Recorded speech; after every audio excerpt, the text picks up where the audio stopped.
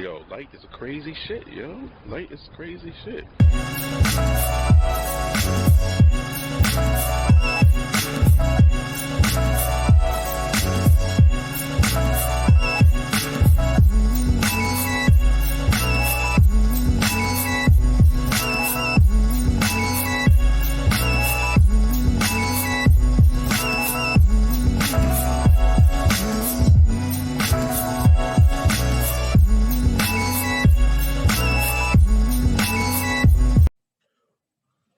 Welcome to a new episode of the HoodHealth podcast.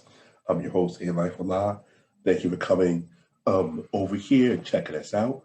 This episode, episode number 12, is entitled Where the Hood At? DMX and the Psychological Sickness of Waiting for a Person's Death. As I was talking to a lot of people, I told them that, I find it challenging doing HoodHealth stuff at times because it's a fine balance between basically reporting on relevant trends and things that's happening in the health and wellness community and not feeling like an ambulance chaser, right? The way that social media is set up, it just doesn't make me feel comfortable at times. But I really, really felt the need to speak on some of these elements of things that I've seen in regards to the death of DMX, and rest in peace, DMX. Salute to his family and his friends and everybody who's pulling through this hard period right now. So, the thing about hip hop right now is that, hip hop was born in a Black and brown environment. And therefore, all the elements that are in a Black and brown environment in terms of environmental racism are heavy there. Within the past couple of years, we've seen several hip hop artists pass away due to some preventable illnesses, some of them due to issues dealing with health access. All these things we've seen this past couple of years. Ecstasy of Houdini passed away a few months ago, 56. We had Prince Marky D of the Fat Boys just passed away, 52. MF Doom, 49. You have Sean Price passed away a few years ago. He had 43. You had Guru passed away at 48. Phife Dawg at 45. Nate Dogg at 41. And now DMX at 50. And I'm missing a whole lot of people. There's also people who haven't necessarily passed away, but they're dealing with some heavy medical issues. Off the top of my head, I'm thinking about Scarface and also Black Rob. And there's a few others out there who are really, really just dealing with some heavy health issues. The thing, though, that I want to talk about with DMX, though, is what I kind of witnessed online. And I've kind of been witnessing it with other celebrities, and it's been bothering me as it happens time and time again. What I'm specifically talking about is what I'm referring to as death watching. This is basically, people online when they hear some kind of gossip, and I'm going to refer to it as gossip because they hear this information from sources that they can't validate. They don't have any first or second hand information. They got like fifth hand information and shit. But what people are doing is when a celebrity or somebody is sick, they're literally just waiting for them to die so that they can do what? So they can then post the freshest pic of that artist with the freshest quote first. So people are really, really just waiting for a person to die so they can use their name for some clout chasing. And that shit is garbage. All right. It was to the point that many times it was reported that DMX had passed away when he had it. Right. Because of people just putting this disinformation out there and then having to backtrack on it. And you wouldn't have to backtrack if you just check your fucking sources at the beginning. This is what all good journalists do. Yet with social media and stuff, and even news in general nowadays, they kind of have moved away from that. I say it's clout chasing because, like I said, it's the urge to be the first one to report it and to basically say to everybody else, like, yeah, see, I was first, or I already knew that, you know. And it's interesting because this is runs counter to a tradition, especially in Black and Brown um, families, of um, basically homecoming or home watching, which is not death watching, but basically if an elderly person in the family is on their deathbed, the call goes out and people from abroad come so that the person will have their family with them when they pass away. That's a whole lot different than the death watching that's happening online. Because what's happening is that people are pronouncing people dead and they have no personal connection to these people. See, back in the day, you didn't say if a person had passed or anything um, until it had been validated, right? So I might have heard someone has passed, but I had to check in with the close friends and families before I opened my mouth, you know. And we've removed ourselves away from that because um, basically due to loss of community. So many people, you know, and I understand, you leave these religious traditions that you grew up in, whether it's Christianity, Islam, Judaism, whatever, and you start a new path where you're quote unquote woke, you're enlightened. Um, but a lot of these woke and enlightened paths don't have the elements within them um, serve community. They're not a community per se. You know what I'm saying? When you have a culture and a community, you're able to preserve, activate, and pass down values. So a lot of these spiritual paths or things that are organized, quote unquote, organized religion, they got their flaws too because they don't really have a sense of community. Oh yeah, some people who belong, who see things like you do, but community means that you have resources that you're able to delegate throughout, you know, your community. And so, what happens is that a lot of people are disconnected from Black and Brown practices because their means of insight or linking to the community was only by that religion. So what happens is we end up doing a lot of goofy shit, like this death watching stuff, waiting for a person to die. We didn't do that shit, you know, we didn't do that shit. That stuff is all rooted in hyper individualism, which I always point out is a subset or element of white fragility, white pathology. Um,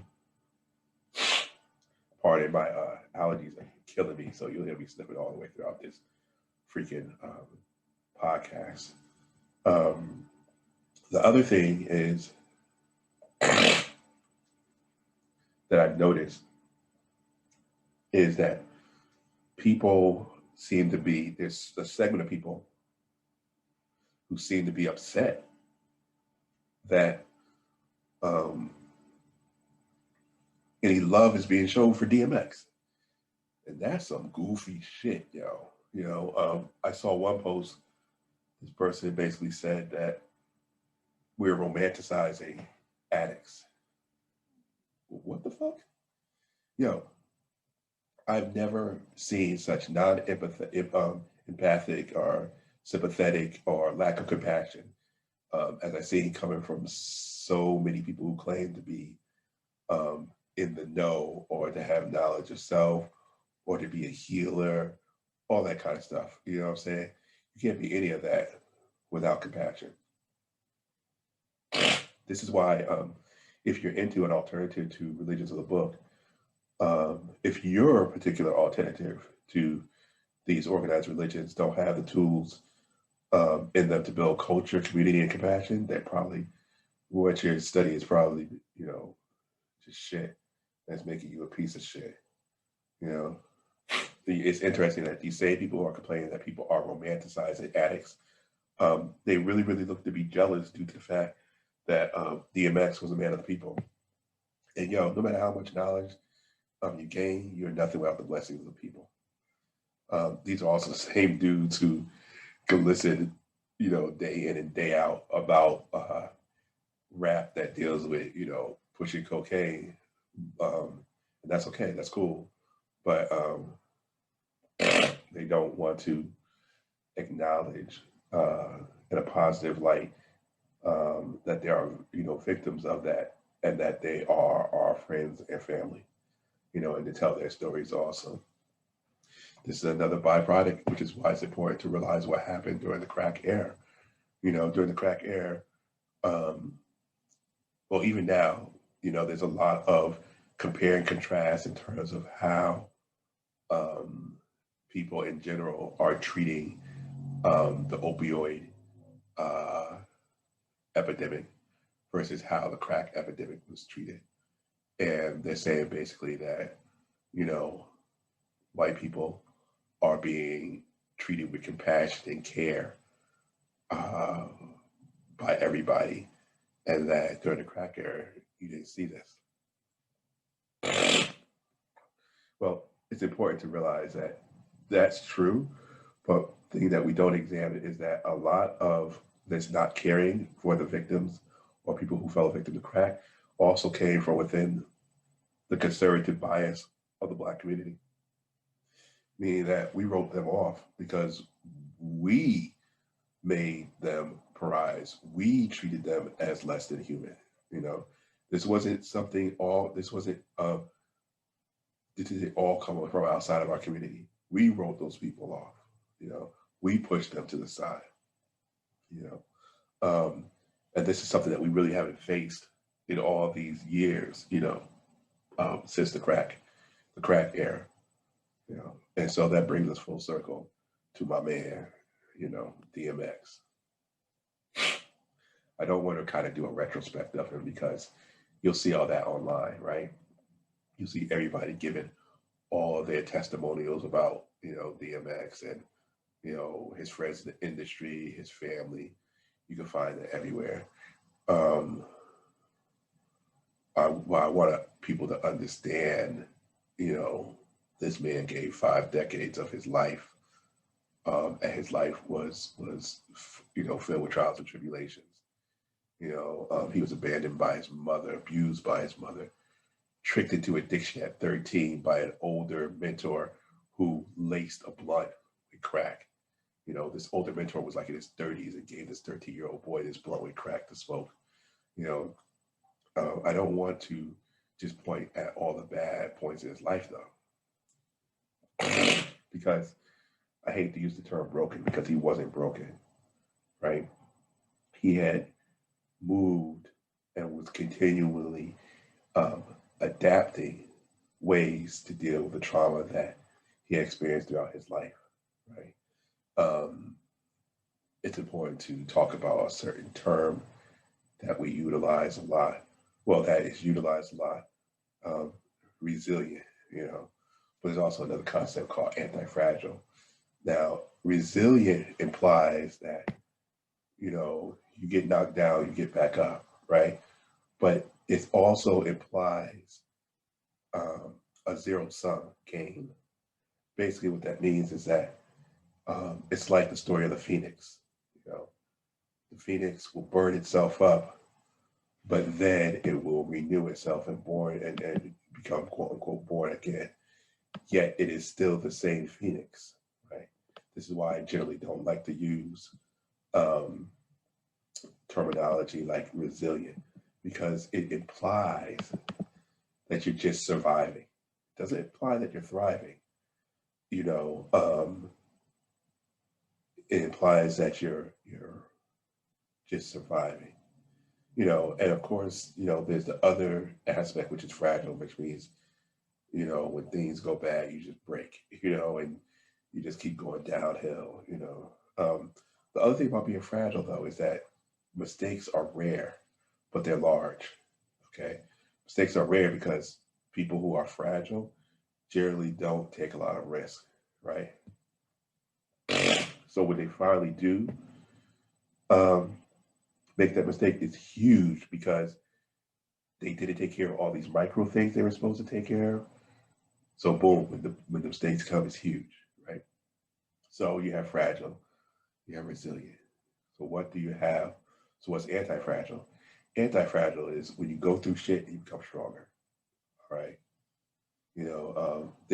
Our body actually is built with a lot of these systems. Like when you fast, certain of your cells, become stronger, and certain detox functions automatically happen. Um, and so people like who are anti-fragile also usually seek to get busy. You know what I'm saying? They seek to get busy, uh, and they're open to making mistakes. They're not ashamed about making mistakes because as they make these little mistakes, they actually inoculates them against making a huge mistake.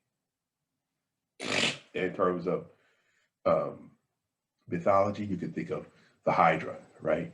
So the Hydra was this like dragon-like beast with several heads, and once one head was cut off, two more grew in its place.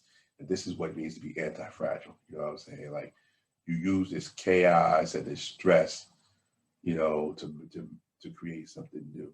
You know, you don't look at it as an obstacle per se. You look at it as part of the process to, innovating and creating yourself each day versus just being resilient, because like I said, resilient is zero sum. You don't gain nothing. You don't lose anything, but you don't gain something, right? And so we're at the point where we want to be, anti-fragile. And my man X kind of, you know, personified that. In fact, a lot of victims who go through trauma on various different levels personify anti-fragility because they just create something incredible to keep themselves moving. And this is his life, yo. You can see this. You can see that hip hop saved his life. You could see that he was grateful to be there. He connected with the audience in a way that very, very few MCs do. Like he went straight for the gut and the heart. The only other people who I can kind of think who made these kind of connections was like Tupac. You know what I'm saying? He made like those kind of connections in terms of with the hearts of the people. So we're not just talking about, how many albums or so. We're not talking about even rhyme skill, but the ability to organically connect with the people. That's a gift, and DMX had that gift. I saw him once, um, and hands down, I don't think there has been another entertainer who I've seen leave more of themselves on the stage than DMX. I'm talking about on the level of like James Brown, in terms of all the energy that X put out. I was at one show where he literally got an asthma attack, was taken off stage, stretched and everything. This dude gets his pump, gets his oxygen where and he comes back to kill it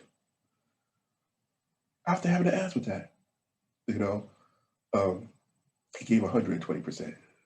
You know, and he reminds me of what Bushwick Bill, before he passed, Bushwick Bill of the Ghetto Boys, mentioned about life. He said something to the degree of make sure that you leave this life with your tank on empty. Give it all you got. And that's clearly what DMX literally did every single time. And like I said, there'll be enough articles and stuff talking about his struggles with addiction and all those kind of things about him. Um, but my main point for even this podcast this time around is to remind people that um, check yourself, This death watch is not cool. Like literally waiting on a man to die so that you can get some props. Nah, that's not part of the culture. You know, that's not part of the culture. Or check your resource, source your shit. I'm seeing all these articles that Beyonce and Jay-Z are $10 million. They're buying DMX's masters, to give to his children. Yeah, and I'm seeing it on a meme passed around by people who I know better. There's no reference to an article. There's no reference to a source, but they passed it around. Also, people passed it around that they know for a fact that he died from the COVID shot. Stop. You don't know shit. All right. All we know is that we lost another black man at 50 years old. Hip hop, let me give you some perspective. Kool Herc, one of the founders of hip hop, he's 66, right? Hip hop is not that old in terms of generations and stuff. So losing these people at 50s and in their 40s, that shit doesn't sit well with me. And of course, it resonates with me because I'm going to be 50 in July. You know what I'm saying? So like, it reminds me in terms of the health concerns of the people. And DMX, once again, perfect reference point because this dude was all about the people, you know. And even through his trials and tribulations, the great thing that brings me joy is that I saw clips of him where he was engulfed with joy, right? And for those of us who've had family members who have been fighting with addiction or dealt with addiction, um, to see DMX win at various times in his life, it's everything, right? Because he wasn't even supposed to make it to like 21. He wasn't supposed to. With what even happened in his childhood, he wasn't even supposed to make it outside of his teens. He made it to 50, you know, had beautiful children, beautiful relationships. That to me, you gotta cheer for that. Um, what your favorite rapper never could make fucking remix of Rudolph the Red-Nosed Reindeer, but DMX did. You know that clip of him dancing to Michael Jackson, incredible. Or the fact though of that clip of when he meets Rakim for the first time and he's fanboying out. Like you forget that, wait a minute, that's DMX with like all these award-winning albums. He might as well have just been, you know, Earl from the front row when he met, Rakim. There's other clip going around where he's outside after a concert talking to a fan, and another fan drives by blasting DMX music in his car, and you see DMX get amped off of hearing his music being played in somebody's car, and it's like it was literally like his first song had just made it on the radio, and to see that joy in a black man, I can't tell you what a balm that is to my soul, because we're not able to usually be that free. Um, and there were moments in his life that he was free, and I was here for it. I was here for it. Um, yeah, that's basically really all I have to say about DMX. My main concern was just that people are investing energy watching death. Uh, Wait for people to make the official announcements and then post it later. You don't have to be the first one. And think about why you feel that you have to be the first one. Think about why you are going to search through all these images to find this key image of DMX. Think why are you going to, look up this quote for DMX? Understand he may, his music may have some kind of relevance in your life. But my key thing is like, let's stop pushing each other into the grave. Let's stop pushing each other into the grave for social media clout. It's not healthy. It's not a psychological good look. It tells me more about the person posted than even the post itself in terms of the subject of the post. It tells me a lot about the person who pushes agendas like this. So, that said, from DMX's life, take away a few things. One, addiction is real, and it's not only in our communities, it's within our families. And the same way that you can embrace someone who's a celebrity who deals with it, make sure you reach out to those family members who actually need you in their life to help them push through the darkest night. Two, make sure that you nurture a well of compassion. This is what the people need, all right? I don't give a fuck how much you know. I really don't. You know, I don't care how many books you read and how many fucking, lectures you taught that if you have no compassion for the people. And if the people don't like you, I don't like you. Because that means you lying. You know. Another thing to take away, like I said, like Bushwick Bill said, when you leave this life, make sure you leave your tank on empty. Whatever it is that you're trying to go for it. Work to get all your energy in that direction because we don't get do-overs with this life. All right. So get it all out. And also, if you're a black man, and I'm saying this as a black man, seek out and find those moments of black joy that you need in order to preserve yourself in the society and also so that you can do the work that you need to do.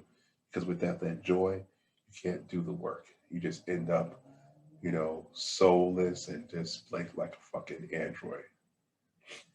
We need that feeling because that joy actually is what we're working for. We're working to restructure society in a way that benefits all people. The end result is we want everybody to feel joy. So while you're doing the work, make sure you feel that joy because the world also heals when black men are joyful. All right. That's about it, folks. Like I said, part of stuff just sounds all nasally and everything. Allergies are kicking my butt. I know last week I promised that we would be showcasing some words from the great Dick Gregory, but I pushed that further down the timetable because I wanted to speak on this DMX situation. And finally, if you haven't got the HoodHealth handbook, stop playing yourself, please. SupremeDesignOnline.com. Use the code ALIFE7. Get you 10% off of all the products on the site. What you know about that? All right, y'all. Thank y'all for coming through. Thank y'all for listening to me. And week after next, we're going to keep it going, and keep it growing. All right? Peace.